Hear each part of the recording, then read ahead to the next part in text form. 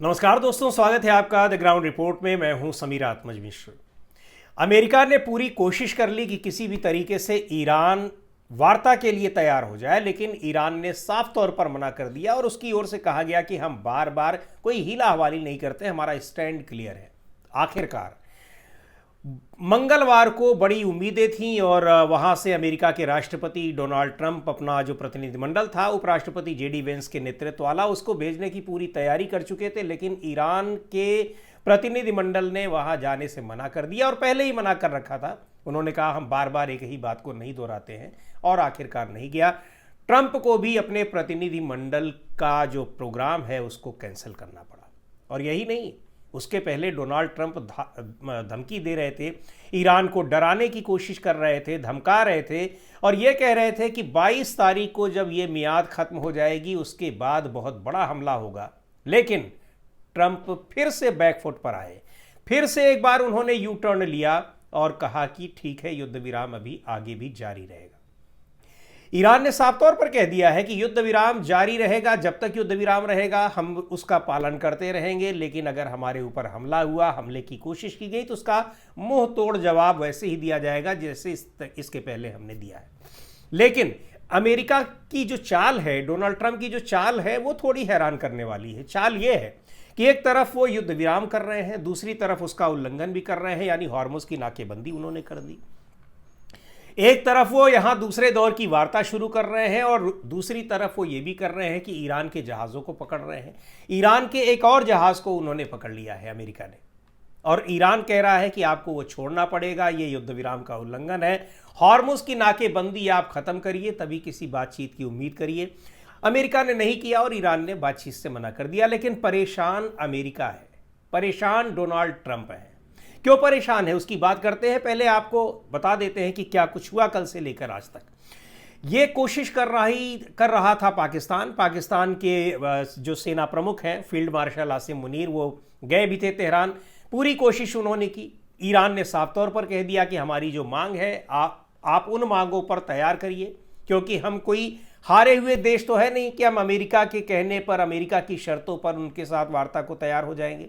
हमने अमेरिका को हराया है, ये सीधे तौर पर ईरान का कहना है कि हमने अमेरिका को हराया है, उनको आना होगा बातचीत की मेज़ पर, और अगर वो नहीं आते हैं तो ना आए, कोई दिक्कत नहीं है। उन्होंने हमला किया है, हमने उनको हमले का जवाब दिया है और वो हमले से पस्त हुए हैं, वो दौड़ धूप कर रहे हैं इस युद्ध को रोकने के लिए। तो शहबाज शरीफ ने ये आसिम मुनीर, उसके बाद अमेरिका के पास संदेश उन्होंने पहुंचाया, बात की उन्होंने ट्रंप से। शायद बातचीत नहीं बनी होगी, लेकिन फिर शहबाज शरीफ और आसिम मुनीर दोनों ने अमेरिका को ये कहा कि अभी बातचीत की और हम कोशिशें कर रहे हैं, इस बीच आप इस युद्ध विराम को जो 22 तारीख को यानी बुधवार को आज समाप्त होने वाला था, इसको आप एक्सटेंड कर दीजिए। उनको एक्सटेंड करना ही था, क्योंकि कोई चारा नहीं है। अगर दोबारा युद्ध करते हैं, वो उस स्थिति में नहीं है। उस स्थिति में इसलिए नहीं है कि उनके देश के भीतर एक बड़ा जनमत बना है जो इस लड़ाई के खिलाफ है। कमला हैरिस जो उपराष्ट्रपति रह चुकी हैं, वो तो यह तक कह चुकी हैं कि केवल अपने फायदे के लिए डोनाल्ड ट्रंप कर रहे हैं लड़ाई। अब तक का सबसे भ्रष्ट प्रशासन ये है अब डोनाल्ड ट्रंप का। इसके अलावा भी हम लगातार आपको ये सूचना दे रहे हैं, वहाँ से जो हमें जानकारी मिल रही है आप तक पहुँचा रहे हैं कि कैसे अमेरिका में डोनाल्ड ट्रंप के खिलाफ एक बड़ा माहौल बना हुआ है। यहाँ तक कि आपने देखा होगा कि युद्ध को लेकर जो अमेरिका के राष्ट्रपति की पावर होती है, उसको कम करने के लिए एक विधेयक पेश किया गया डेमोक्रेट्स की ओर से, और वो विधेयक केवल 1 वोट से गिरा है। इसका मतलब कि जो रिपब्लिकन यानी डोनाल्ड ट्रंप की पार्टी के भी सांसद हैं, वो भी इस मामले में खिलाफ है डोनाल्ड ट्रंप के, इस लड़ाई में नहीं झोंकना चाहते। तो डोनाल्ड ट्रंप को पीछे हटना ही था, वो पीछे हट गए। उन्होंने कहा ठीक है, हम एक्सटेंड कर रहे हैं। इसके लिए उन्होंने कहा भी, जो ट्रुथ सोशल पर उन्होंने लिखा है उसमें ये बात कही भी है कि हमने शहबाज शरीफ की बात मान ली है। और शहबाज शरीफ ने भी एक ट्वीट किया है, अमेरिका के राष्ट्रपति को धन्यवाद दिया है कि उन्होंने उनकी मांग को स्वीकार करते हुए इस युद्ध विराम की सीमा को और बढ़ा दिया है, आगे बढ़ा दिया है। लेकिन सवाल ये उठता है कि डोनाल्ड ट्रंप एक और तबाह करने की, भीषण बमबारी करने की धमकी भी दे रहे हैं, वार्ता भी कर रहे हैं, और दूसरी ओर युद्ध विराम की जब अवधि समाप्त हो रही है तो उसको आगे भी बढ़ा दे रहे हैं। इन सब को लेकर ईरान में कहीं कोई हलचल नहीं है। ईरान कह रहा है कि पश्चिम एशिया में शांति चाहिए, लेकिन ऐसी शांति नहीं चाहिए कि आज आप युद्ध विराम कर लें और 2 महीने बाद 6 महीने बाद आप फिर से हमला कर दें। अगर युद्ध विराम आपको करना है तो आपने जिस तरह से हमारे ऊपर हमला किया है आप उसके लिए माफ़ी मांगिए। जो सैंक्शंस बेमतलब में आपने लगाए हैं वो सैंक्शंस आप हटाइए, हर्जाना दीजिए और ये गारंटी दीजिए कि आप दोबारा हमला नहीं करेंगे। तो इन शर्तों पर अमेरिका अगर आ जाता है तो निश्चित तौर पर यह सरेंडर कर देना होगा। उस सरेंडर की स्थिति से बचने के लिए डोनाल्ड ट्रंप ये सोच रहे हैं कि किसी तरीके से मिड टर्म पोल तक, यानी नवंबर में जो मध्यावधि चुनाव वहां पर होने हैं संसद के, तब तक इस मामले को वो खींचते ले जाए ताकि ये ना हो कि उन्होंने ईरान के आगे पूरी तरीके से सरेंडर कर दिया है। लेकिन होना यही है, स्थितियां यहीं पर पहुंच चुकी हैं कि ट्रंप को यह करना पड़ेगा, क्योंकि उनके देश की जनता, उनके देश की सेना उनके इस रवैये के खिलाफ है।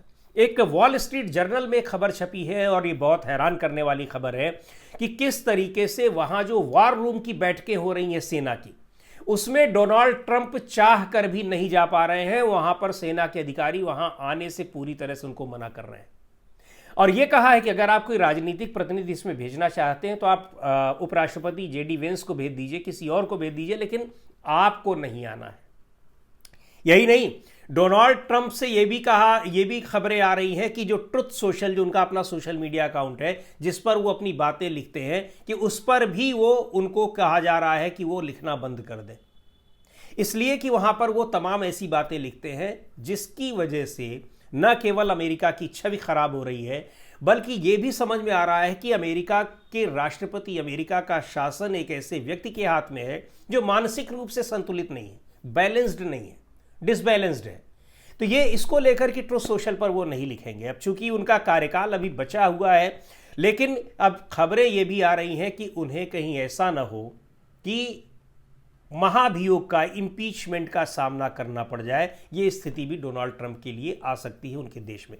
दूसरी तरफ जिस तरीके से पूरी दुनिया हॉर्मुज स्ट्रेट की नाकेबंदी के लिए अमेरिका को दोषी ठहरा रही है, ट्रंप को दोषी ठहरा रही है, उसकी वजह से भी डोनाल्ड ट्रंप की मुसीबतें बढ़ रही हैं। फ्रांस के राष्ट्रपति इमैनुअल मैक्रों ने तो कल बिल्कुल स्पष्ट तौर पर कहा कि हॉर्मुज स्ट्रेट की नाकेबंदी करके अमेरिका ने बहुत गलत काम किया है और इसका खामियाजा पूरी दुनिया को भुगतना पड़ रहा है।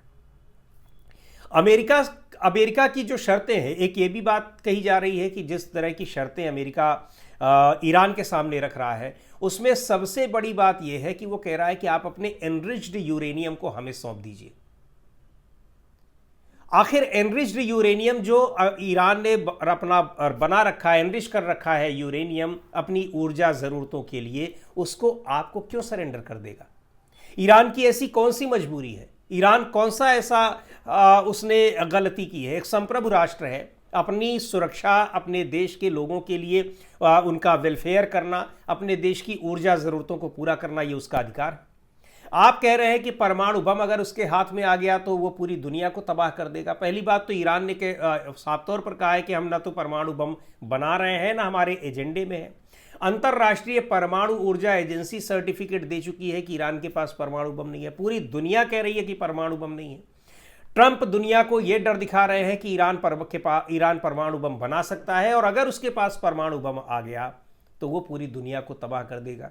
भाई, जिन देशों के पास परमाणु बम है वो देश अगर नहीं तबाह कर रहे हैं तो आप ईरान जैसे एक संतुलित राष्ट्र से, जिसने इस 40 दिन की लड़ाई में ये परिचय दिया है कि अंतर्राष्ट्रीय नियम कानूनों का किस तरीके से उसने पालन किया है, उस राष्ट्र के ऊपर ये आक्षेप आप लगा रहे हैं कि वो पूरी दुनिया खतरे में आ जाएगी।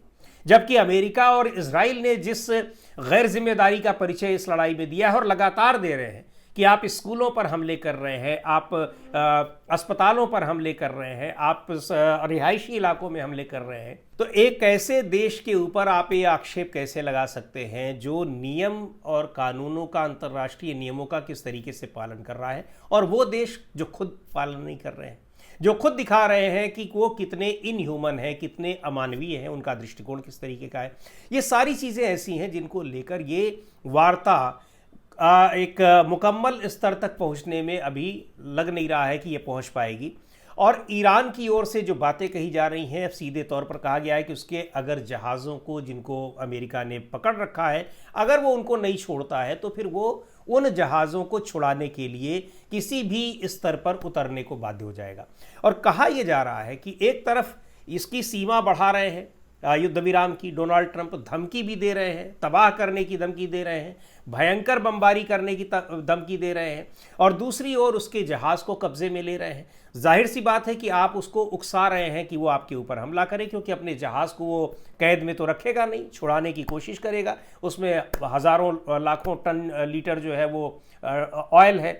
तो इस तरह की गतिविधियों को देखते हुए अब ये आशंकाएं बढ़ गई हैं कि युद्ध विराम की अवधि तो बढ़ी है, लेकिन ये युद्ध विराम कब तक चलेगा, और क्या अमेरिका जिस तरीके से एक आक्रामकता अपनी दिखा रहा है, बैकफुट पर भी आ रहा है, आक्रामकता भी दिखा रहा है और वो धमकी भी दे रहा है, उसको देखते हुए क्या ये लड़ाई को ही वो एक तरीके से प्रोवोक कर रहा है, उसको उकसावा दे रहा है। आज की वीडियो में इतना ही। अगले वीडियो में फिर मिलेंगे एक नए विषय के साथ, एक नए मुद्दे के साथ। द ग्राउंड रिपोर्ट के यूट्यूब चैनल को आपने अब तक सब्सक्राइब न किया हो तो ज़रूर कर लें। हमारे वीडियोज़ को लाइक करें, शेयर करें और अपने सुझाव भी हमें ज़रूर भेजें।